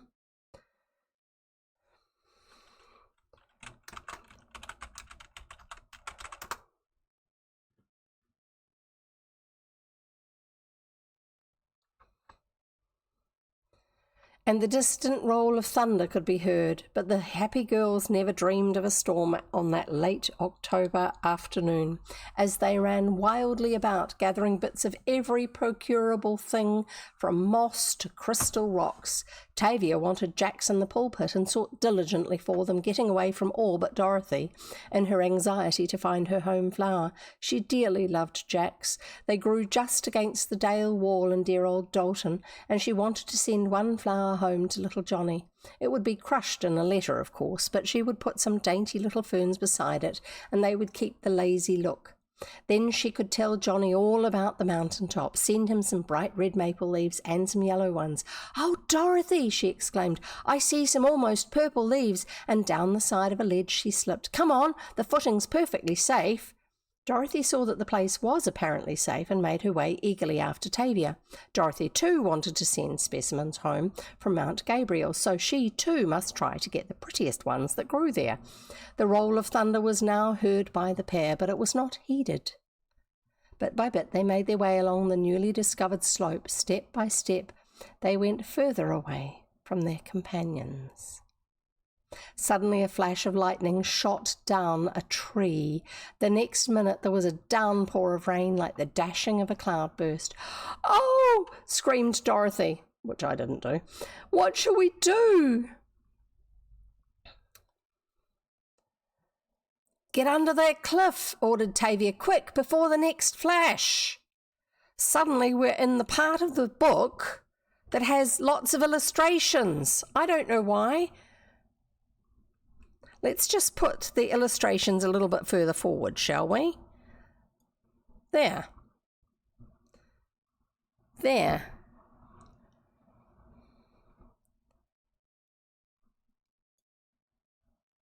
No, not quite. I'm trying to rearrange the sequence here. There. There's a lump of rock. There's the girls. Look at the hats. This is probably the sailor hat. And this is probably that Tavia wears. Looks like that's short hair, and there's Dorothy with her more fancy one. "Get under the cliff," ordered Tavia. "Quick, before the next flash." Grasping wildly at stumps. Hang on. I'm just going to put that away for now. Grasping wildly at stumps and brush as they made their way down the now gloomy slope, the two frightened girls managed to get under some protection where trees overhanging the rocks, formed a sort of roof to a very narrow strip of ground. "Oh, what shall we do?" cried Dorothy again. "We can never make our way back to the others." "But we must," declared Tavia. "I'm sure we cannot stay here long. Isn't it a dreadful storm?" "They're probably safer under that big rock, if it's well settled in the ground, than wherever else they might be."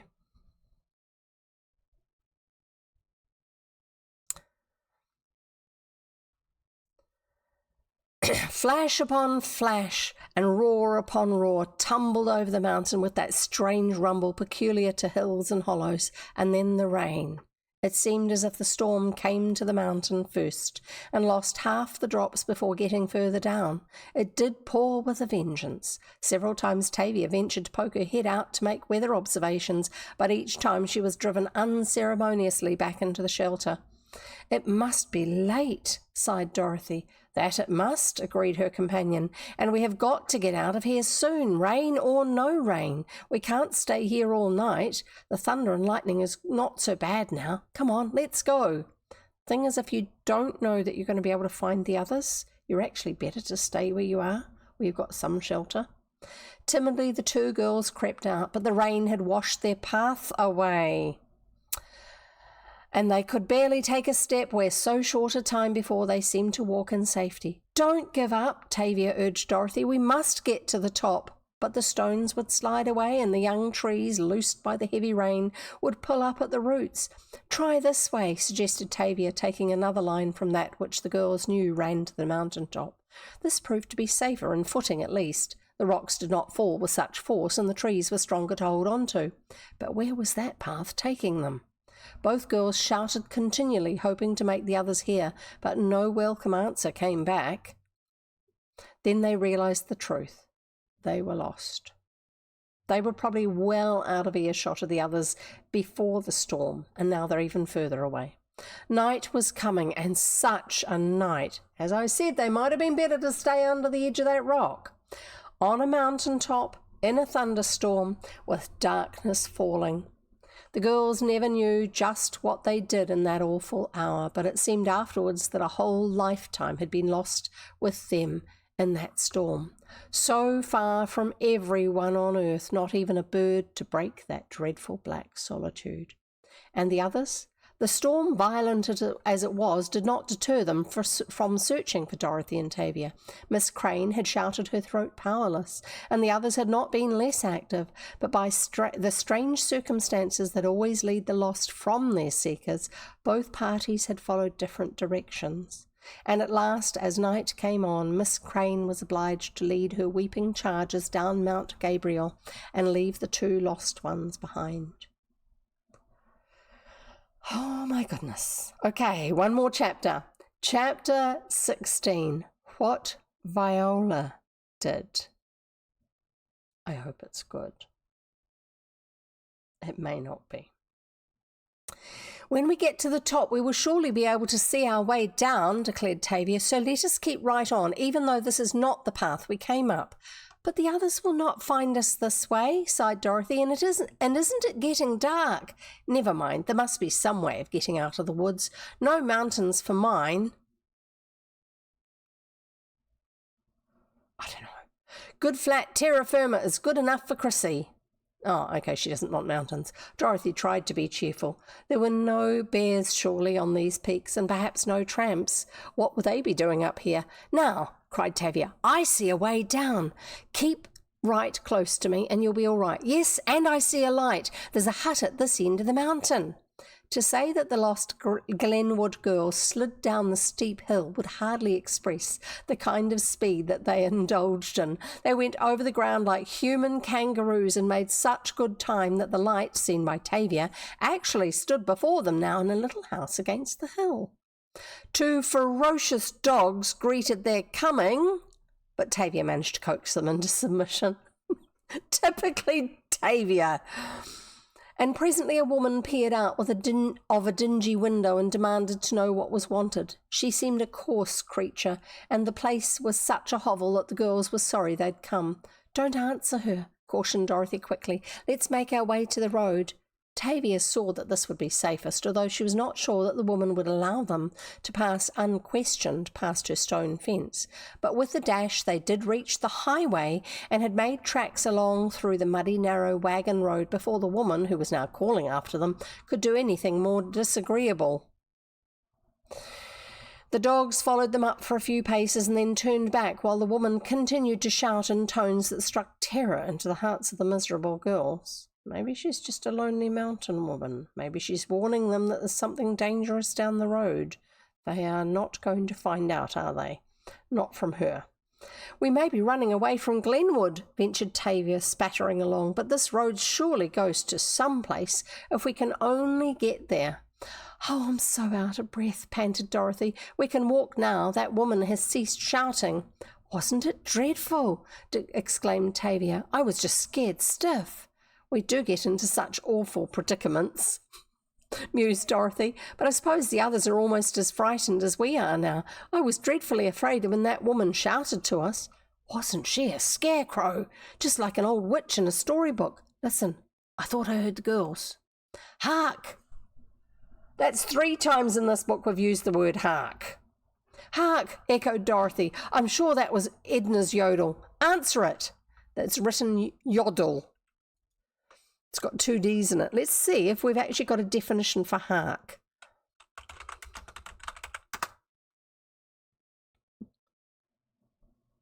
A whisper in Scots. Do we have another definition?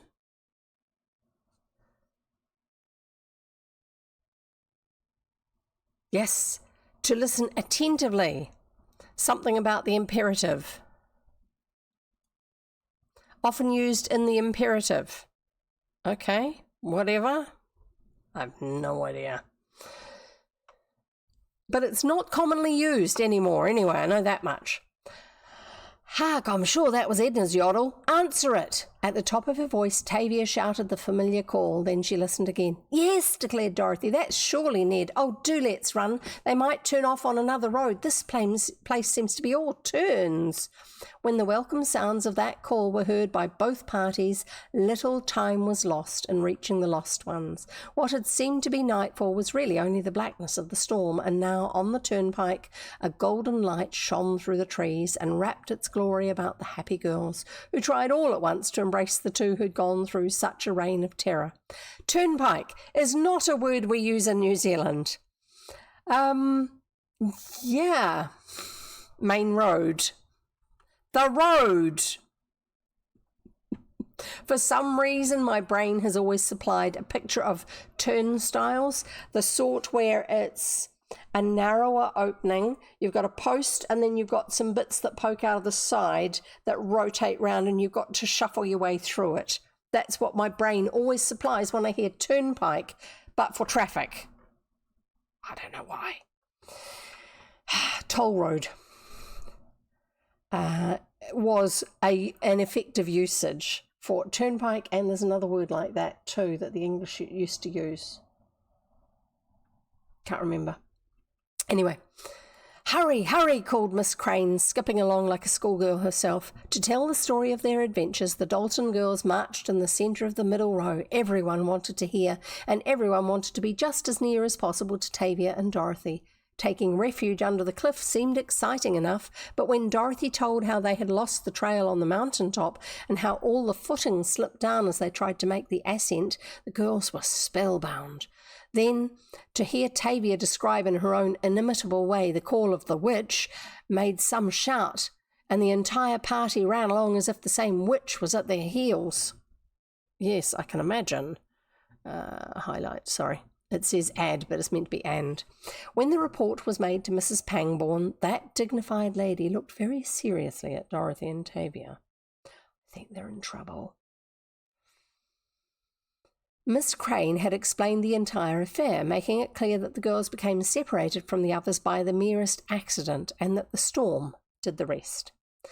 But you must remember, my dears, said Mrs. Pangborn kindly, that as boarding school girls, you should always keep near to the teacher in charge, even when taking walks across the country. It is not at all safe to wander about as you would at home, nor can a girl depend upon her own judgment in asking strangers to direct her. Sometimes thoughtless boys delight in sending the girls out of their way. I am glad the affair has ended without much further trouble. You must have suffered when you found you really could not reach your companions. Let it be a lesson to all of you." "Oh, if Miss Higley had been in charge," whispered Edna, when the girls rehearsed their interview with Mrs. Pangborn, "you would not have gotten off so easily. She would have said you ran away from us." So the days at Glenwood gently lapped over the quiet nights, until week after week marked events of more or less importance in the lives of those who had given themselves to what learning may be obtained from books, what influence may be gained from close companionship with those who might serve as models, and what fun might be smuggled in between the lines, always against the rules, but never in actual defiance of a single principle of the old New England institution. "Just the bylaws," the girls would declare. "We can always suspend them as long as we do not touch the Constitution." This meant, of course, that innocent, harmless fun was always permissible when no one suffered by the pranks and no damage was done to property or character. We're halfway through the chapter and there's been no mention of Viola. Rosemary Markin had become Dorothy's intimate friend. She was what is termed an all-round girl, both cultured and broad-minded, a rare combination of character to find in a girl still in a preparatory school. She was as quick as a flash to detect deceit, yet gentle as one of the babes in settling all matters when there was a question of actual intention. The benefit of the doubt was her maxim, and as president of the Glenwood Club, the membership of which included girls from all the ranks, there was plenty of opportunity for Rosemary to exercise her beneficence. Viola Green had, as promised, resigned from the office in the Nix. And what was more, she had organised a society in direct opposition to its principles. All the girls who had not done well in the old club readily fell in with the promises of the new order, and soon Viola had a distinct following, the girls with grievances against Rosemary, imagined or otherwise. Molly Richards kept her eye peeled for bombs. She told Dorothy and declared the Rebs would be heard from sooner or later in the midst of smokeless powder. "It's a conspiracy against someone," announced Molly to Rosemary one evening. "I heard them hatching the plot, and, well, I wouldn't like to be unfair, but that Viola does hate Dorothy." "She can never hurt Dorothy Dale," answered the upright president of the Glenwood Club. "She's beyond all that sort of thing. Doesn't stop someone trying to harm you." But little did she know how Viola Green could hurt Dorothy Dale. Less did she think how serious could be the hurt inflicted. Oh my goodness. Oh my goodness. Oh my goodness, Goriki. Oh no, what are you doing? Oh my goodness. Goriki has bought me a whole bunch of cool things off my wish list. Oh my goodness. Oh, thank you so much. I'm just going to go back and read that. The light box, the pink felt letterbox, the purple lead rose, the luster finish hourglass, and the turquoise lead rose bush. Oh my goodness, you've just cleared out my discounted category, haven't you? Thank you so much. I really, really, really appreciate that. I'm looking forward to having those here in my space. Isn't that cool? Oh, thank you so much. That's just blown me away. Oh my goodness. Thank you. Now, just remember to save something for yourself for your birthday too, okay? Thank you so much. I do appreciate that. Oh, that's delightful. Thank you. Thank you, Goriki. Thank you very much. Now I've got to find out where I was in the book. Oh, goodness me. And people, please go and make sure you bookmark in your diary that Goriki has his birthday coming up for Friday and Saturday, if you're in North America, For New Zealand time zone, it will be Saturday and Sunday. And also that he's got a throne wish list that you can get him things off his list. If it's something that's a bit more expensive, most of his things, I think in fact nearly all of his things are by contribution. So if you've got a little bit that you can put towards something, yay, do it. Don't feel like you have to buy a whole item. I don't know that he's got discounted things like my ones are, just because he's got different access to different things because he's in a different part of the world. But thank you so much, Goriki. I really, really, really do appreciate that. Well, I better finish the chapter, hadn't I? Okay, where do we get to? Little did she know how Viola Green could hurt Dorothy. Everything is set to contribution unless it's below the minimum to do so. Ah, that makes a lot of sense. Well done. So if you're looking at at a wish list on Throne, this is a general comment now. If you're looking at someone's wish list on Throne and you're wondering why you can't see prices on it, it's usually because it's set to contributions. So if you want to see how much the actual overall price of something is, if you click on that item, it will pop up and it will tell you what the price is. And then you can choose if you're going to pay for a portion of it, but you can actually pay for something outright for somebody if you want to. I haven't done mine that way just on everything. I've done it on some of my things, but it's one of the flexibilities of it. I do like it. So awesome. That makes a lot of sense though if you've done it that way as contribution unless it's below the minimum. Excellent. Good idea. Where do we get to? Dorothy Dale. Sorry, my brain has gone totally sideways on those. Thank you so much. I really do appreciate it. Oh, goodness me.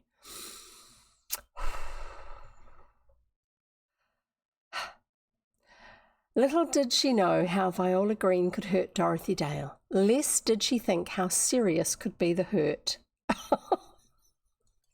Every time a coconut. There's always going to be a reaction of some kind from me. Little did she know how Viola Green could hurt Dorothy Dale. Less did she think how serious could be the hurt inflicted. The mid-year examinations had passed off and the Dalton girls held their own through the auspicious event. In other words, they did okay in the exams. Dorothy showed a splendid fundamental education, that which fits a girl for clear study and subsequent undertakings. Oh, this author likes big words. And that which is so often the result of the good solid training given in country schools where methods are not continually changing. Tavia surprised herself with getting through better than she had hoped and credited her good luck to some plain facts picked up in the dear old Dalton schoolroom. But a letter from home disturbed Tavia's pleasant Glenwood life. Her father wrote of the illness of Mrs. Travers and said it was necessary that their daughter should come home, for a few weeks only, the missive read, just while the mother had time to rest up and recover her strength. The illness was nothing serious. Nothing of a serious nature. It did not seem possible that Tavia was packed and gone and that Dorothy was left in the school. A sense of this loneliness almost overpowered Dorothy when she realized that her sister friend had gone, and the little bed across her room all smooth and unruffled by the careless, jolly girl who tried to make life a joke and did her best to make others share the same opinion. It was Rose Mary who came to cheer Dorothy in the loss of Tavia. She sat with her for evenings until the very last minute, and more than once was caught in the dark halls, the lights having been turned out, before the girl could reach her own quarters. So she's out until very last minute, and then it's lights out, and she still hasn't got back to her room. Rose Mary and Dorothy had similar fancies, both naturally refined. They found many things to interest them, things that most of the girls would not have bothered their pretty heads about. So their friendship grew stronger, and their hearts became attuned, each to the other's rhythm, until Dorothy and Rose Mary were the closest kind of friends. Mrs. Pangborn had decided upon a play for the mid-year. It would be a sort of trial for the big event which always marked the term's close at Glenwood, and the characters would embrace students from all departments. The play was called Lalia, Lalia, Lalia, and was the story of a pilgrim on her way, intercepted by a queen of virtue and again sought out by the queen of pleasure. The pilgrim is lost in the woods of doubt and finally brought to the haven of happiness by the virtuous Queen Celesta. This Pilgrim's Progress required many characters for the Queen's retinues, besides the stars, of course, and the lesser parts. Dorothy was chosen for Layla, the best character. The part had been assigned by vote, and Dorothy's splendid golden hair, coupled with that angelic face, according to her admirers, won the part for her. Well, actually, the person who's the best at acting should be the person who gets the part. Rosemary Markin was made Celesta, the Queen of Virtue, and Viola Green because of her dark complexion. Once again, let's cast the person with the darker colouring as the evil person. Yeah.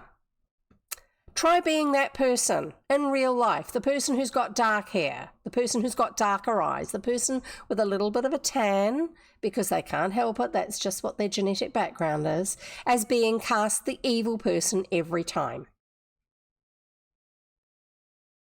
Yeah, nah. It's not their choice. Inappropriate. Sorry, carry on.